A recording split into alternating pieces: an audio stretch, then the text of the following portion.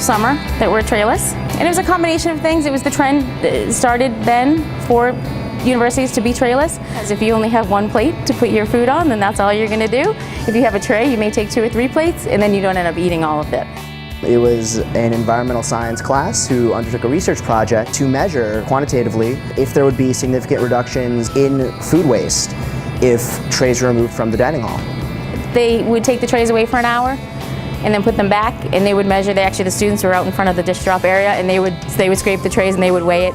Really showing that that was the case here in our dining hall was definitely a significant step. In addition to food waste, it also reduces things like the water and the electricity needed to wash all of the trays as well. If your capacity to carry extra plates is reduced, you'll fill up 1 plate because that's what you can hold. And if you're still hungry after you finish eating that plate, you're still free to go get more.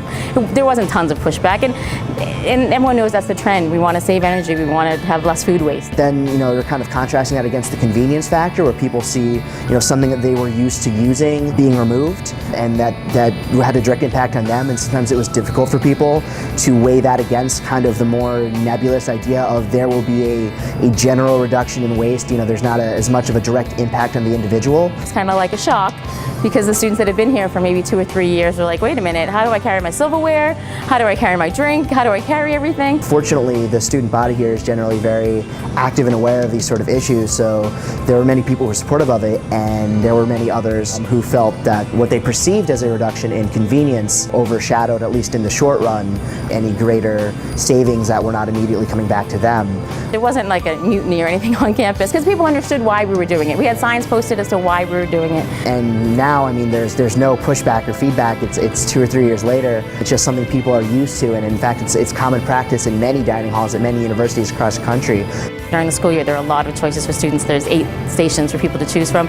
You have to make that choice to be healthy. We have lots of healthy options, but you have to really make that choice to be healthy. There are a lot of students that I think have changed for that, because they can't, they think, okay, this is what I can eat, this is what I should eat. It's kind of portion control without really portioning it out for you.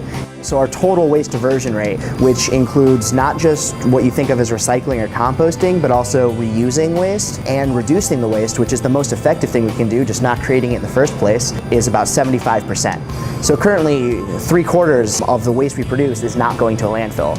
That means 1/4 still is, and we're trying to reduce that. And we've kind of put that into a more firm goal of reducing what we send to landfill by 90% by 2016, and ultimately getting to 100%.